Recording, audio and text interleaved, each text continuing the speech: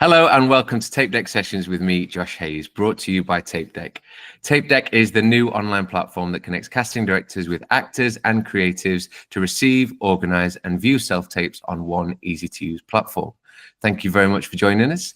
Here on TapeDeck Sessions, we chat to some of the industry's most exciting actors, agents, casting directors, and creatives about their careers. And I am so pleased to be joined by today's guest. In my opinion, she is the epitome of a true artist, someone who cannot be pigeonholed into any sort of category and has amassed an impressive body of work across theatre, film, comedy, television, voiceover, cabaret, writing, and drag. So it is our great pleasure to welcome to TapeDeck Sessions, Daisy Doris May. What an intro. You just like follow me around and just make me feel good. Absolutely. I'd be more than... You're welcome. Thank you very much for being with us. So Daisy, we ask all of our guests the same first question. So take us back to the very beginning. How did you get your start in the business? So I guess it kind of started when, being a teenager and being interested in that world and like, I don't want to say showing off, but showing off and just enjoying playing and dancing. And I always loved just theatre. And then I basically, when I was at sixth form, kind of was doing acting classes and completely like long shot vibes. I was like, yeah, I'll apply for drama schools. And I think I applied for 6 of them and I didn't get into 5 of them. Rejected. And then on the last one was Arts Ed, which is where I met you, obviously. And I don't think it was until drama school when I was genuinely like, oh, this is actually what I want to do for a career. I always loved performing before. Did I think that would be my career space? Not really, to be honest. It was only at drama school where I was like, this is my world. This is what I want to be doing. And I absolutely loved it. You have some people who have horror stories at drama school and found it so intense. I fucking loved it. Are we allowed to swear? You are definitely allowed to swear. I hate to swear as a human. You can say fuck and bugger as much as you want. Rock and roll, baby. But I loved it. I loved Arts Ed, and I liked the fact that they didn't break us down, did they? It was just a very my experience of it was really positive. I guess I started when I was like 18, where I was like, yeah, this is what I want to do. Nice. It's quite interesting though, because I think that thing of not realizing that this is definitely the career thing for me until you're at drama school is quite late, actually. Yeah, it is. I mean, I'm sure my mum and my dad would be like, I was, perform and when I was like 13, I'd force my little brother to sit down and watch a show. Do you know what I mean? Like, I've obviously always been. Were you that kid? I was that kid. Me and my friend Claudia, we'd make up shows. My poor brother. And then we'd like straight away try and get him to watch another one. And my mum would be like, no, you've already made him watch one today. Poor guy. I mean, he's still scarred. Does he surely he must get a credit though now? Don't, that shouldn't be on record. He's going to watch this and like, yeah, thank you. But yeah, no, I guess I've always loved it, but it wasn't, for me, it was later on when I was, like late teens. I was like, that's actually what I want to do. And what was the sort of tipping point then? What was it that made you go, yeah, this is kind of cool, to, oh no, actually, this is what I want to do for the rest of my life? I had a wicked acting teacher called H, who was Harry Potter's dad, actually. And he really inspired me. Adrian Wilkins, he's called. But everyone calls him H. And I just really loved those one-to-one acting tutors, like tutoring. And I think one-to-one sessions, although like workshops and classes are incredible, it was a chance to be to just have that kind of one-on-one coaching, I think is so valuable. And that's when I just was like, wow, this is sick. And getting into monologues and stuff like that, which is obviously, oh my God, actually quite jarring thinking about the monologue era. Isn't it? Like, how many monologues did we have to learn? A lot. Too many. But yeah, and then when I went to drama school, I did 3 months, loved it, and then I had to leave. As you know, because I had nodules and I had a voice operation. I was a mute, did loads of speech therapy, did the whole shebang, and then came back a year later. And do you mind telling us a bit more about that? Obviously, you go to drama school 3 months in, it's going great guns, having a great time, and then like you've got nodules. How was that? How did you? 3 months, like we were having to write letters to our mums on the second day. It was quite an intense space, wasn't it? Yeah. I remember it was just like a lot, and you quickly make friends. And so for me, it was just devastating, absolutely devastating to have to leave. And to think of myself in the year below, you know, and having to start all of that again. I was like, oh my days. But it all happened for a reason. And I do actually, I'm one of those wankers that believe that everything happens for a reason. And it actually really did make me appreciate going back even more. And I needed to have that time away. I actually ended up climbing Kilimanjaro and having a wicked time. And, you know, I needed to kind of, have a minute before I came back in terms of like being vocally strong in that.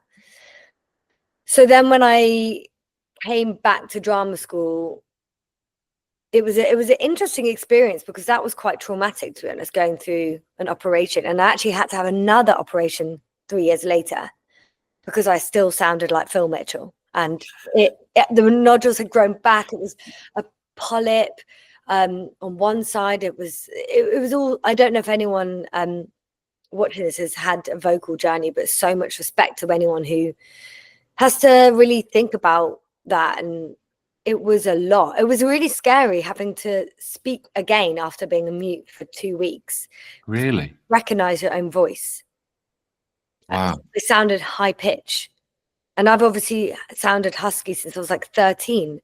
So it was quite scary, that period of time. I remember I still had to go to singing classes, but at drama school, but I just had to be silent and just like listen to everyone sing. But I mean, thanks to being husky, I guess that has shaped part of my career space, which is in voices. And now I'm the voice of Durex and all the ill ones like Gaviscon and Lemsip, Strepsils. Hilarious. I've done all the ill ones, and then like Anne Summers, Durex. So it's like ill or sex, basically. Isn't it funny though, how amazing that, yes, something that's at an age, it's still such an impressionable age, 18 and a half, 19, you have to have a huge operation, be mute for a while, have to do that again 3 years later. But then actually, isn't it amazing how that then becomes your calling card? So true. But for work, it just blows my mind that if only there was something you could say to that 18-year-old or 22-year-old Daisy that goes, yeah, this is really shit, but just hang in there because it gets really fucking good. Yeah, 100%. And I can't really, I mean, since Arts Ed, really, that's been my main space, doing voices. And I know that it's all part of the package and part of going through all that traumatic journey. Like you said, it has shaped my voice. It's shaped who I am. It's I mean, although I've tried to get rid of the husk, it is. Have you really? 100%. I mean, that's what the speech therapy was for. I had an amazing voice therapist called Ruth Epstein, and she was like, Daisy, you've not been doing your exercises. I can tell. And she would basically just tell me off every week for not doing my homework. But anyway, the whole thing was trippy. And, you know, when I did the Sam Wanamaker Festival, it was so scary having to perform at the Globe after all the trauma that I've been through. You know, I couldn't even project to a room, let alone the globe. But yeah, I've come a long way. So and so can we talk about your work in voices? Because there's a part of me, because at drama school, people are some tutors can be so prescriptive about what you will do, you'll never do this, you'll never do that.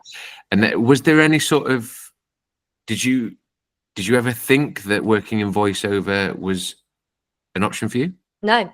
And in fact, I got told that I needed to really work on my voice because it wasn't strong enough, and like that's been the narrative. But there was one tutor who came and did a one-off workshop, and he was like, "You've got a different voice. That's cool." Like, it was the first time it was like a positive, you know. So I signed with the agent that I'm with now back then, and I've been with her since. Honestly, we've been on a proper little journey. We've been together for like 15 years, and yeah, moved in the kind of narrating space. So now the narrator of First Dates, and then also like imaging. So writing scripts for Sky Witness, which I did for seven years, I think, and then did the idents, you know, the Inside Evil next on Sky Witness, did all that, and then in between did a lot of different commercials. Yeah. Which I'm tempted to give you a couple, but only because you'll be like, "Oh, your voice, it was annoying me." And like, I'll be honest, Daisy, I always know an issue. You do actually. You'll message me being like, "You trying to sell me?" Stop selling me Gaviscon. I love it. But and so I think because there's what is it that, how do you approach that work then? Obviously, because it's sort of literally, you know, behind the screen, you don't see much of the work that goes into voice work, and yet it's such a skill. It's such a nuanced art. Talk us through how you've learned to approach that work. Well, I believe that everyone has a USP, a unique selling point, something unique to offer. I think anyone can do voiceovers. I think it's about figuring out what it is about your voice that you can essentially package. And although that sounds a bit commercial and a bit weird to say that, but you are almost like, okay, I'm really high pitch, for example. I'm not, but I might be great at cartoons. Or if someone, you know, is brilliant at accents, then maybe it's, you know, like and they're interested in video games, maybe it's that. Or if someone's brilliant at writing, maybe it's trying to go into imaging and doing the links for Channel 4, because often you need a writer for those gigs as well. And I think the first step I would say to anyone who's interested in getting into voiceovers is writing a brilliant voice reel. So either writing your own adverts or going on YouTube, finding 6 adverts that you love, you know, Galaxy, Nationwide, this, a charity, something that's all a bit different. And then you're creating your own voice reel. Obviously, you can go to someone as well and pay someone for that, but it will be slightly more expensive. I think anyone can create their own basic voice reel.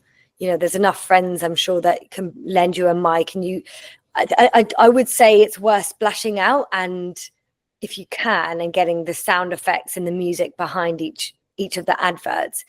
But essentially, you want to create a commercial voice reel, a narrative voice reel. So that might be doing a little sample script of a documentary or a children's story.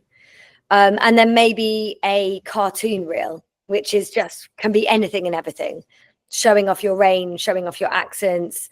And so, yeah, those are like the 3 main categories. And you can also do a video game reel as well.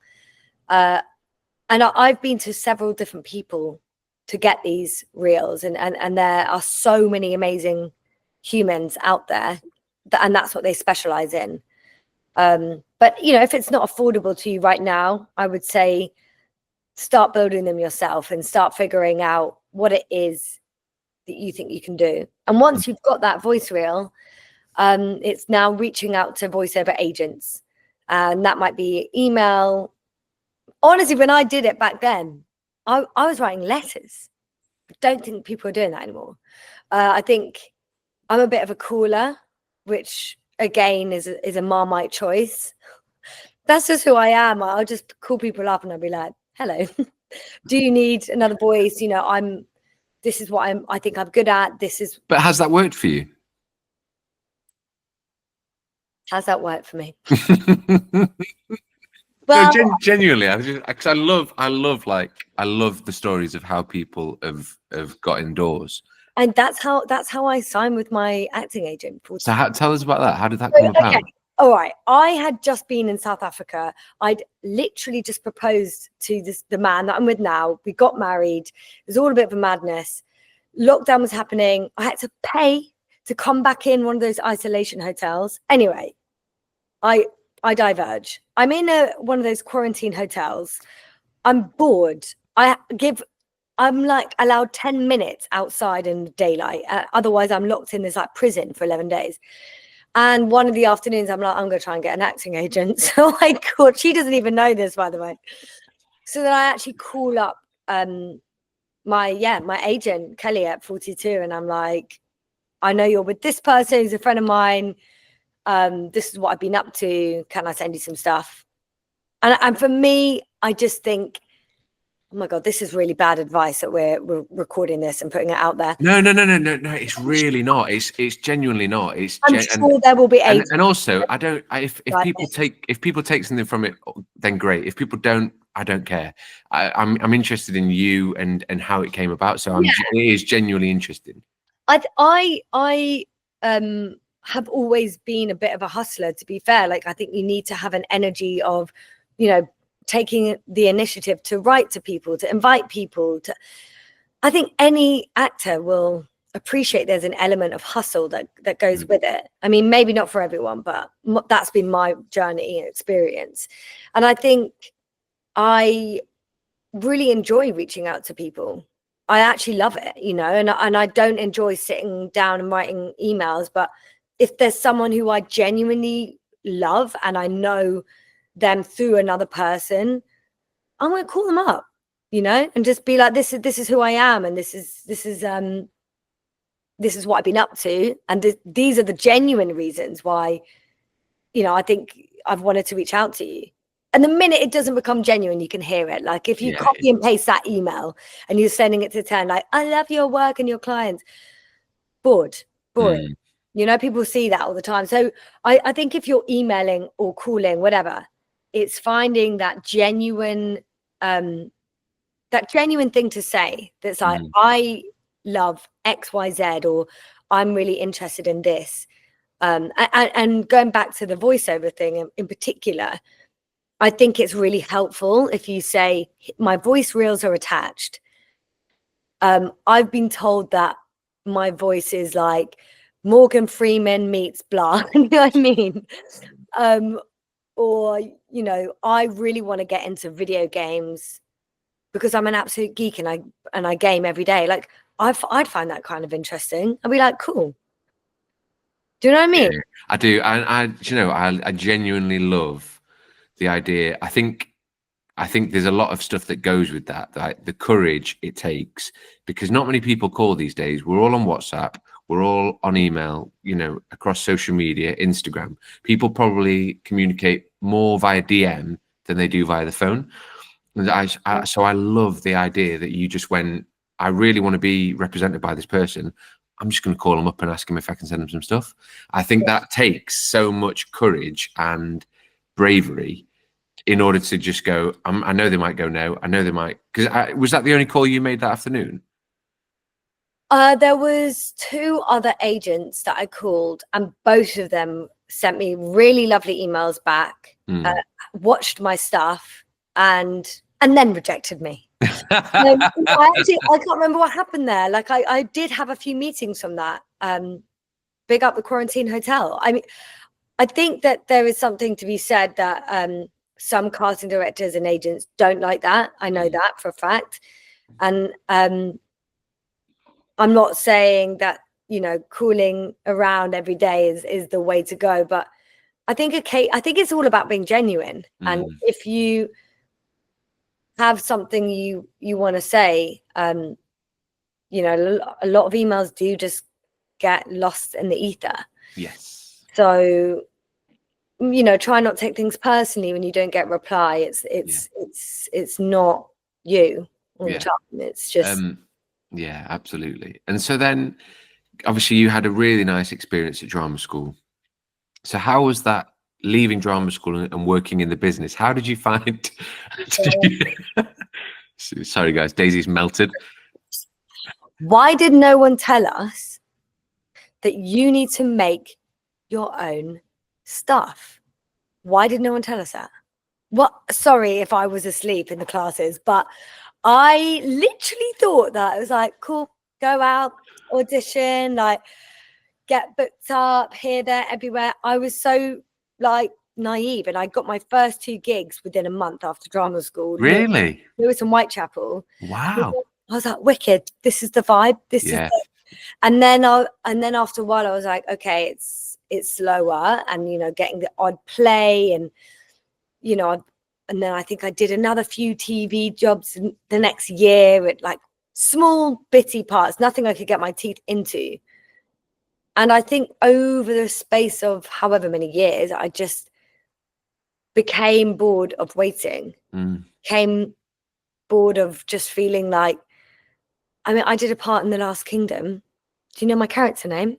Go on. Wench. Oh, just give her a name. Give me a name, mate. It costs nothing to give. Wait, you said a wench. Call her Wendy. Call me Wendy. Do you know? I don't get what. She was wench, babes. It's hard that because that's on IMDb. Yes, it is. It is. Like I actually, a friend of mine, a director, like, and they were auditioning me. They were like, "Wow, wow." Tell me about wench. Yeah, literally. Tell me, how was your experience? How did you get your teeth into playing wench? Did you do your 70 questions for wench?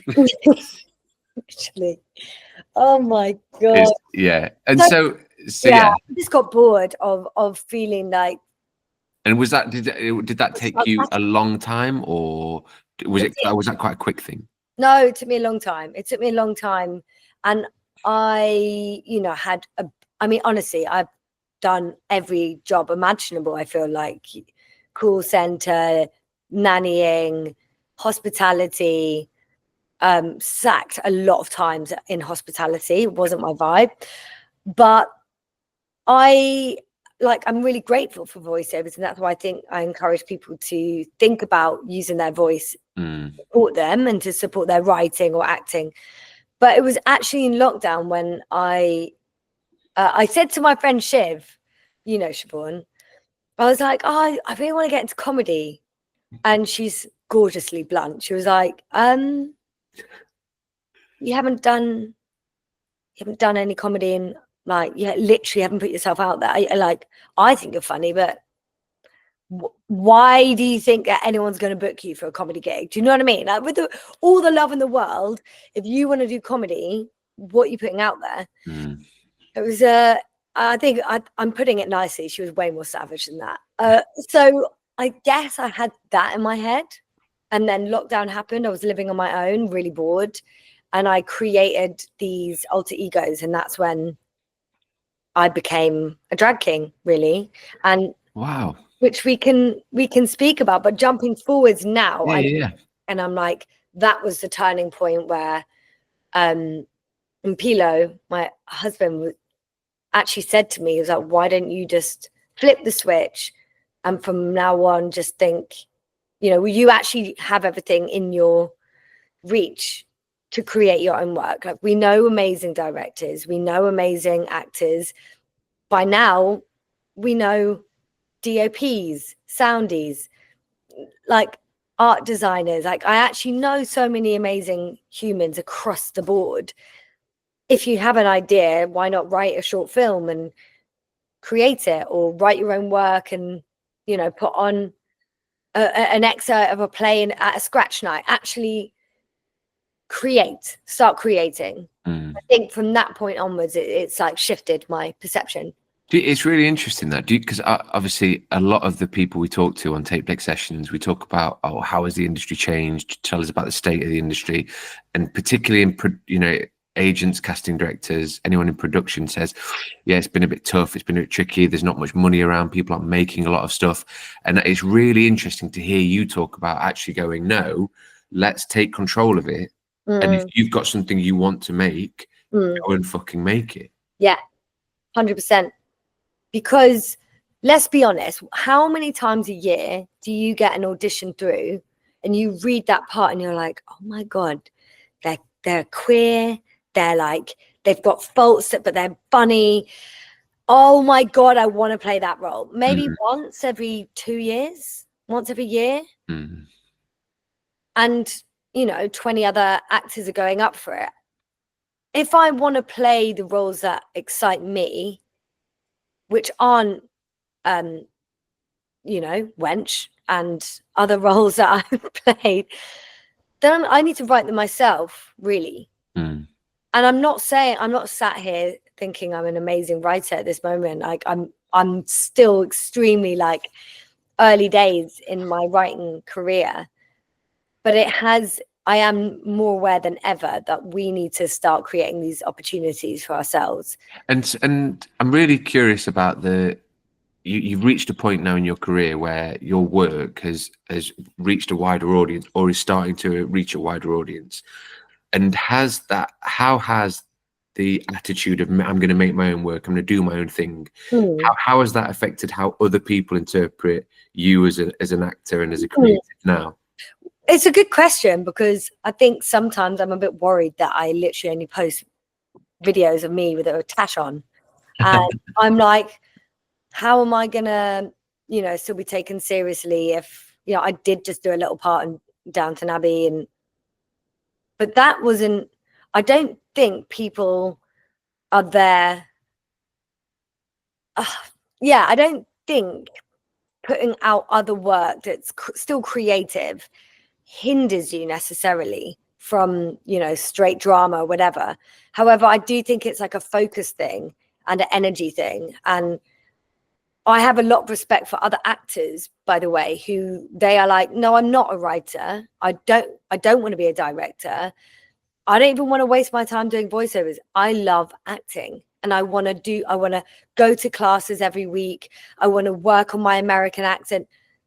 That is so impressive to me. But I am literally not that person. Like, maybe it's my brain. I mean, I've never been tested for ADHD, but there's something cool going on there. I'm just not really that person that can just sit and wait for the phone to ring. So I think it's like a personality thing with like being honest with yourself, what actually interests you. And if it is just focusing on acting and nailing those auditions, then fair play. But for me, it was just more like I enjoy the whole process of it. And I think there's such strength to it as well. I think that there must be such a sense of strength to the fact that because you're creating and making the work that interests you and that fulfills you, even if the phone stopped ringing, even if your agent went, I'm going off to be a stockbroker tomorrow, you could still stand there and go, well, I'm actually not going to do anything different. I'm still enjoying the work that I'm creating and what I'm putting out there. 100%. And actually at the moment, like with acting, I never know what I'm doing. At the moment, I'm the voice of Kiss. So I do, that voice every week and some other bits. But in terms of acting, I have literally nothing in the diary. Next year, who knows? But in terms of my comedy, I've just did a stand-up gig at the Palladium, hilariously, with Hannah Gadsby. I've got 3 weeks in South Africa doing a comedy show in December. March, I'm doing Australia. August, I'm doing Edinburgh. September, I'll be doing Soho Theatre. And any acting gigs, let's pepper it in. But I don't know. I'm just not in that place where I don't feel the need to wait for potentially everything and potentially nothing. Like, I'm much more excited by just moving and creating and having fun. And I've really had to think about, like, why do I want these acting gigs? Well, I want to work with amazing people. I want to be creative. I want to play. And what if I can just do that in my own time and in my own way? Sure, I didn't think I would be wearing a goatee on stage. I thought I'd be doing Chekhov, but am I having fun? Maybe more so now. Like, it's not what I thought was going to be the vibe. You know? Yeah. It's not what I thought the direction was going. But I love it. And I think it's everyone is creative. If you're an actor, you are, of course, extremely creative. You've read hundreds of scripts. You know, what if you're not a writer? Maybe it's, who are you inspired by? What other actors and what other writers and directors are you inspired by? Go for a coffee, go for a walk, like have a little meetup with other like-minded creatives of being like, oh, I love like fantasy horror. Like, can we brainstorm together and come up with a concept? You know? I'm amazed by because I'm very similar to you. I always want to be doing something, you know, whatever it is.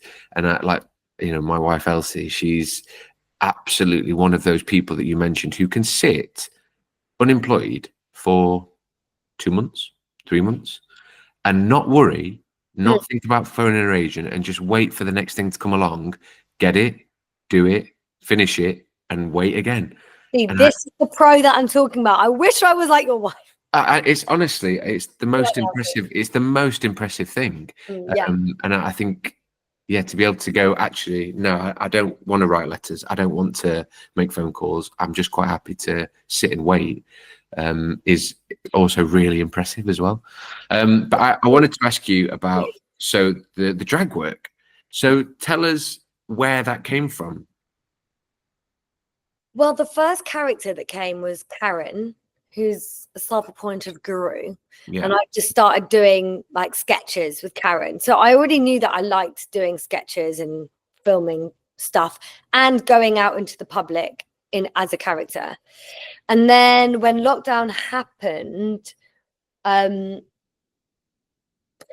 actually found like some weird pieces. Like, I found a harness, I found a beret, and like some weird bits and bobs. You know, it was like you're bored out of your mind. And especially, I didn't like interact with any other humans. So I think I had no other distractions. And I basically created this German alter ego club kid who was obviously like allergic to queues. Like, he didn't queue, he was so VIP. And it was of the time when we had to queue to go to supermarkets. And so I like went to my local Tesco, and I just went straight to the front of the queue, and I was like, "Oh, Monsegaslos." And he was like, "What, NHS?" And then everyone in the queue was like, "What?" Like, thought I was completely serious. I was like, "No, I'm asked. It's me, hands off." And anyway, just honestly, the only person I was entertaining was myself. I went back. I was like, "Cool, next." And then I created, Steve, actually, I did a drag stag and hen do in Blackpool.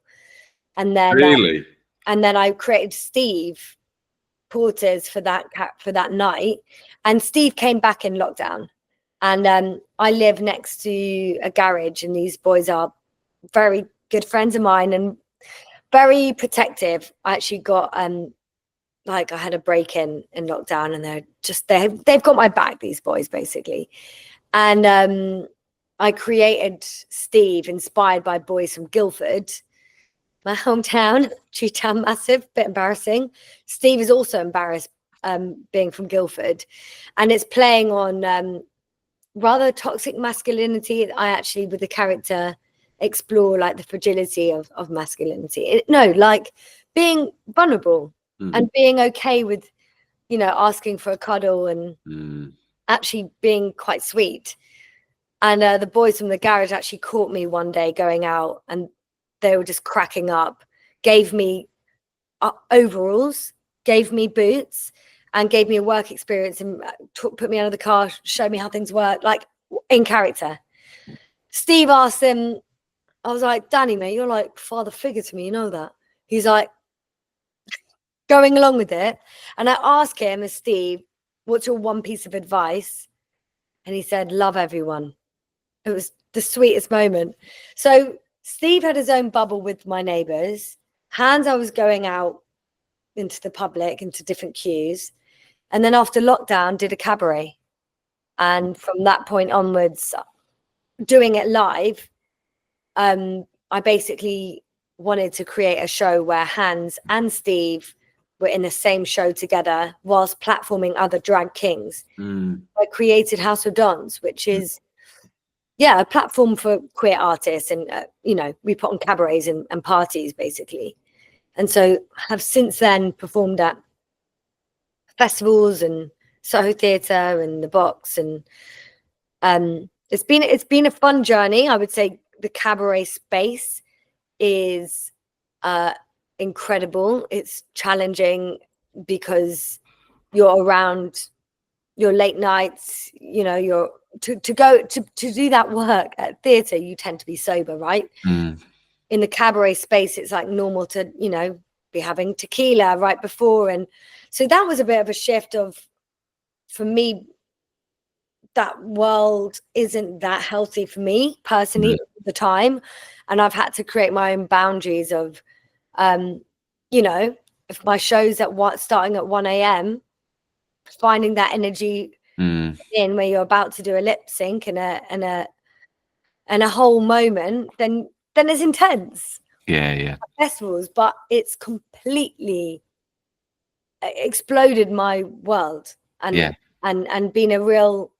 It's just changed who I am, really. And I was going to say, do you know what? I was really interested to say, has it changed you as a person? Has it changed you professionally as well? Has it changed the way you approach other work? It's changed me professionally in that I've written 2 shows for Steve. And we, went to Edinburgh, did the transfer to Soho Theatre. Would never consider myself a writer before. So it's changed my perception of myself. It's changed me on a personal level. I've gone on a journey with my own gender. I'm like comfortable with she and they now. And, I love the fact that it's an added expression of my queerness. I've known I was queer since as long as I can remember. And, falling in love with a man and marrying a man, it's a beautiful way to still be queer and to still, to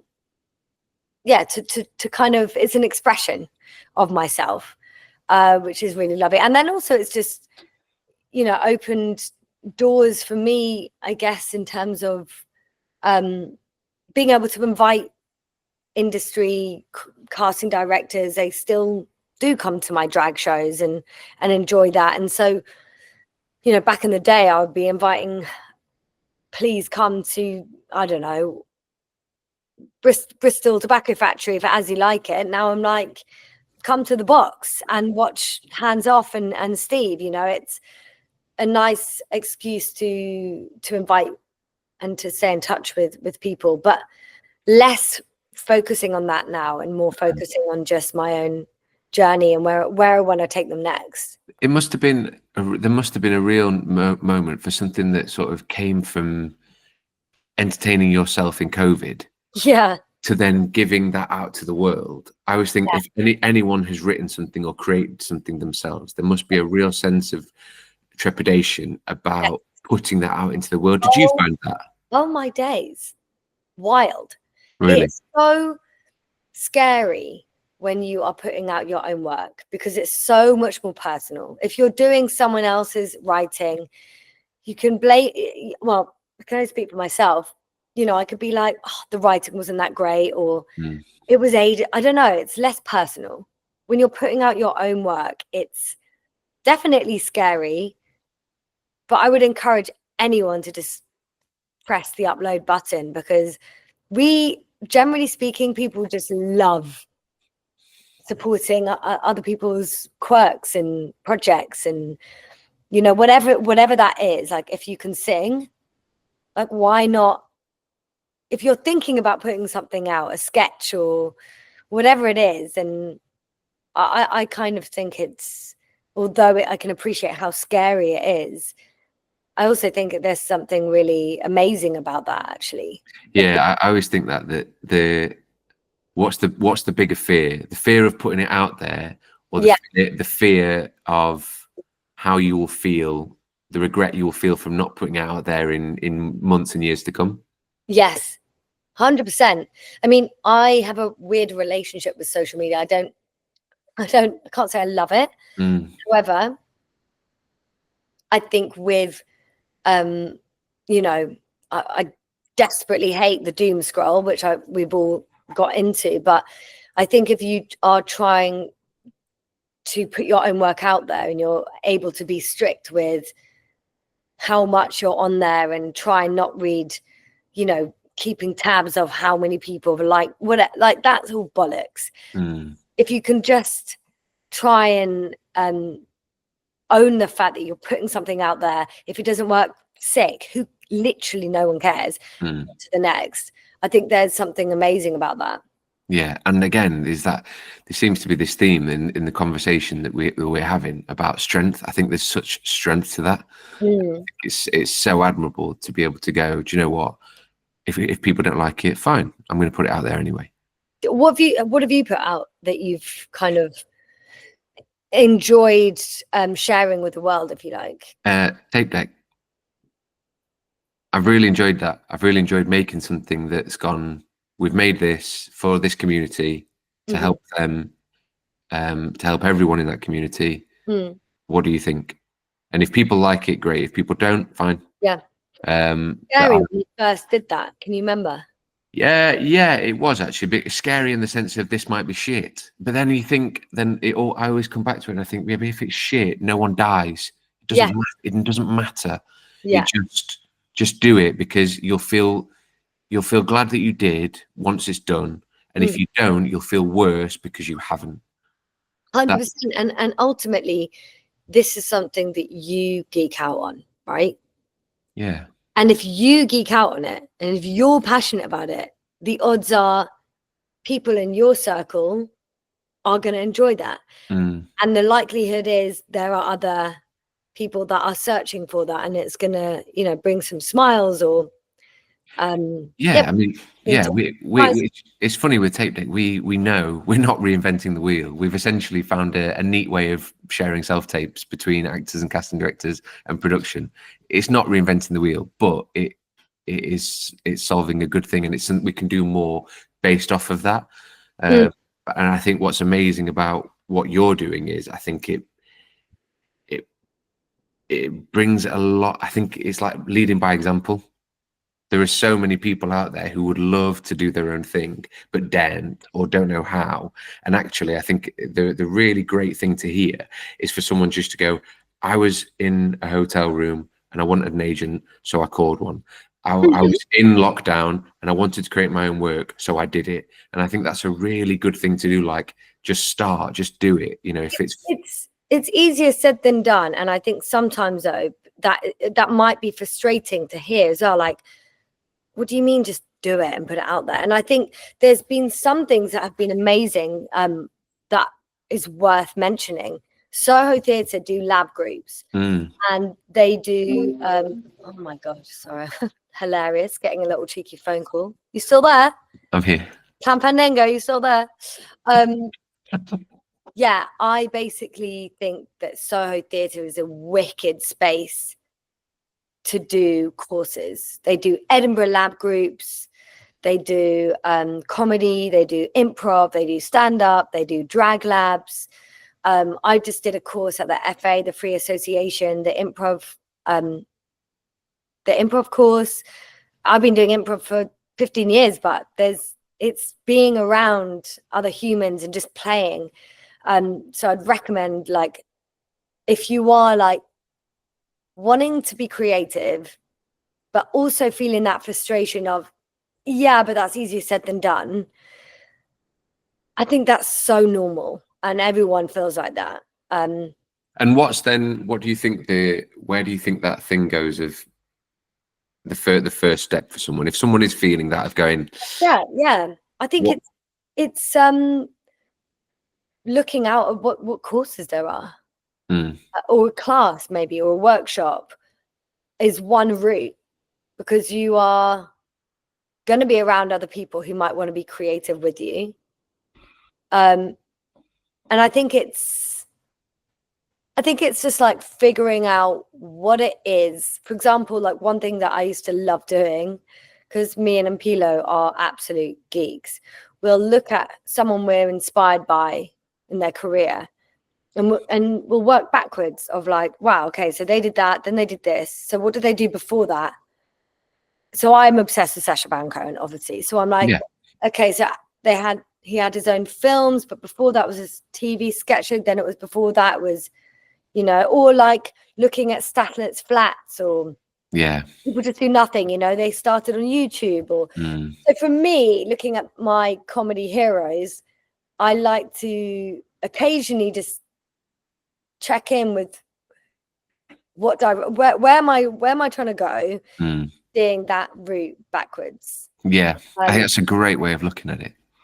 I think it's an obvious way that I'm sure a lot of people do, but sometimes I think it's an interesting thing to almost just like write it down. And if you don't know, that's also fine. Whack it all down on a bit of paper with everything you want to be doing, like writing, voices, this, whatever it is, and seeing what jumps out. Yeah. Okay. Days. I'm so sorry. Let me turn my phone on airplane mode. It's fine. Don't be silly. It's no problem at all. I might lose you if you do that, though. Hang on. Oh, really? Yeah, because this is online, isn't it? So. Okay, we're back. We're back. We can cut that out. It's absolutely fine. I could literally talk to you all day, but we can't because you've got to. So at this point in the conversation, what we do is we ask our guests some like quick fire questions. Quick fire. Quick fire questions. So Daisy, give me 3 things you love about your job. It's not quick. Bizarre, creative, ridiculous. Wicked. They're 3 brilliant things. And if you could change anything about the industry, what would it be? Get a reply if you did get rejected. Give us a little one-liner. Give us a thanks. But no. Fortunately, TapeDeck does that. I love that. Yeah. That's one thing we put in, so like casting directors can send out a message to everyone who's taped going, hey, it's under offer. If you've not heard, it's a no, thanks. I think it's that. Like ultimately we can't change the industry from what it is. Like it is what it is. Yeah. There are a lot of people auditioning for the second part right now, more than ever. Oh yeah. But yeah, I think in terms of like that energy, it feels that would be so wonderful, wouldn't it? Like very respectful to get because I think most actors are big boys and girls. They can handle a no. I think it's just the idea of kind of the reason why we set up TapeDeck was going, you know, has your work been seen? You know, has your work been even seen? And if it has, fine. If it's a no, absolutely fine. Just let me know so I can take it out of my own headspace and go, that's gone. And that's kind of what we wanted to. That's why we made it for actors as well. True. And also to go back on my 3 words, I'm still thinking about it. That's the drag space. Acting, long, like testing, and occasionally satisfying. That's being honest. There's so much to unpack in that. I know, man. Like it's so different. Like the drag space, unpredictable, weird, wonderful. Like you know what I mean? Like and is it fulfilling? Yes. Yeah, it is. And then versus acting, you know, at the moment, like you said. When I get the gig, sure, it's all the wonderful words out there, but the waiting game is unsatisfying and painful and boring. I'm not great at it. It's so fascinating how there's such polarizations. Yeah. On one side of the business, because drag is still, I know drag's a bit seen as a bit of something on the fringe, but it's still very much a part of the industry, and it's still a space where people can make great work. And so you know, just just because it's not in a play at the Royal Exchange, it doesn't mean it's any less important. 100%. And it's funny how the two ends of the business can be so polar opposite. Yeah, I had to go back because I was like, hang on, that's making out that I'm like fully, you know, satisfied and being creative all the time with the acting, and it's like, actually, I find it quite challenging. Even with voices as well. Voiceovers, I absolutely love, and I now know from doing that world, it's acting. It's the whole thing is a complete skill. You know, doing a video game like 8 hours a day for weeks. It was so challenging and really, really, really fun. And so I think, yeah, my perception of acting now is less going in there with a script and reading your 5 lines. Yeah. And do you think, like, would you like, as your drag work bled into that sort of, okay, here's my Chekhov, I will put on my character skirt, has that bled in? Well, do you mean in terms of like, has the drag? Yeah, has your approach to acting work, has that changed because of your drag and comedy work? It's given me more confidence. That's all. Like the other week did a reading with the National, and I absolutely loved it. It was wicked fun, like being around there and literally just reading a script. And I think having the experience of, I don't know, being playful and still being creative has impacted even my work now as an actor, by just, you know, making bolder choices maybe, and just having more fun, taking myself less seriously. Yeah, absolutely. Yeah, the best way possible, because I think some actors, I think we do tend to take ourselves seriously, some too seriously at times, and ultimately what are we doing? We're playing, we're telling stories, and we're working with other brilliant humans. But yeah, like I do think the joy just needs to remain, and the play needs to remain, and other people will get there in a different way than drag, you know. I'm like, for you it's creating this, which is gorgeous, because now it's a community, and that's what it's about as well. It's not, we're not doing it just because we love the gig isolated on itself. It's the community and the whole world that comes with it, I guess, isn't it? Yeah, definitely, absolutely. Okay, I'm a fan. What you do. Thank you, mate. Thank you for having me. Well, I've got a couple more. In fact, oh yeah, because they're all a bit lame, and I'm not sure I want to use them. Oh, please. Are you sure? Yes. Oh God. Okay, so this actually is really interesting. This next one, if you could play or create your dream role in any play, musical, film, theatre show, cabaret show, whatever it would be, what would it be and why?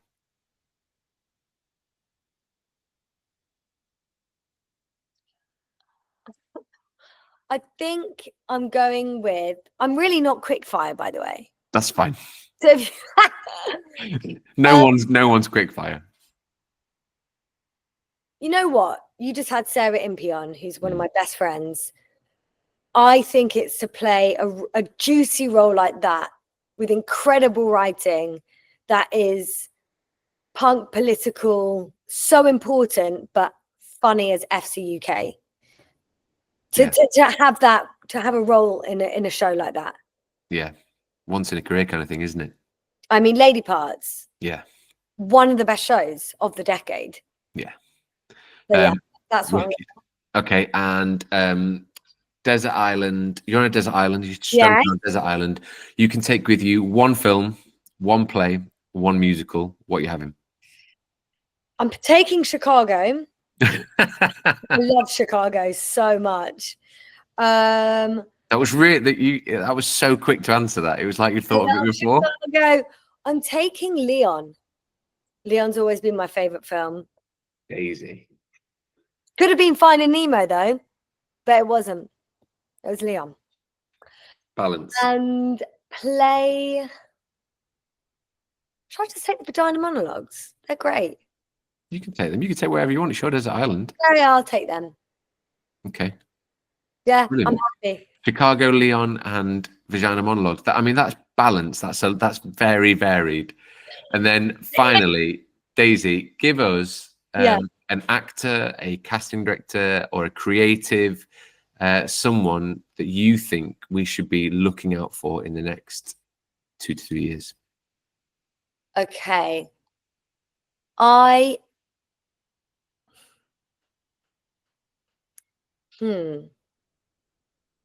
my head is split with so many. You can give us more than one if you want. No one ever gives us one. I'm gonna do a shout out to you know what? I'm gonna do a shout out to my husband and my wife. Okay. My wifey, who's my Adele Leonce. She was Adele Leonce, but she's changed her name to Adele Leonce.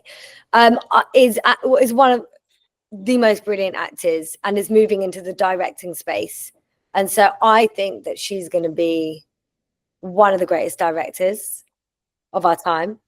Whoa, that's a big statement. But I've seen her. She's directed me, and I think she's brilliant. And after 15 years of like doing screen and doing plays, she's stoked all of that up and is now ready to go behind the camera, if you like. I think I saw her in something at the Crucible. Yes, you did. And I can't. Do you know what? Was it Anna Karenina? Yeah. She was brilliant. She's amazing. Her and Sagari were in it. Sarah Sagari was in it with her, I think. But every time she was on stage, the place lit up. She was fucking brilliant. I'm sorry, but those tears, man, those tears on cue. Yeah. She's amazing. Yeah. But in terms of, she directed me in a comedy sketch, and I was like, and she's geeking out right now about directing. So I'm excited for her moving in that space. And my husband and Pilo, moving over from South Africa, where he's a big actor, and emigrating to the UK, and now adapting to this different world, different climate, in an industry, unfortunately, that is, yes, like there is an issue still with, with race and how you're giving those characters in the descriptions. However, I feel like with Mpilo, because he has a South African sound, that our industry here we're quite close-minded in terms of, we couldn't possibly be from not a London voice. And it's like, I think that's such a shame and so close-minded. And he's had that experience a few times with, can you do a London accent, or it's like, that's also fine, but all the time, like, you're playing a doctor, like, you can be from anywhere in the world. So he's got a really interesting experience right now of that transition and moving countries. And he's done one-man shows for years. And now he's in the directing, producing space as well. And he's a storyteller, that's his thing. And he's writing an amazing series right now about his culture, his DNA, the Khoisan. And I'm excited for that to be discovered. So those are my two. Look at me, just shouting out the fam. Do you know what I mean? Why am I going to pick a stranger? There's so many icons that I could have picked, but these are two people who I'm genuinely inspired by, who are doing their thing. So yeah. Cheers. Daisy Doris May, thank you very much for joining us on TapeDeck Sessions. I loved it.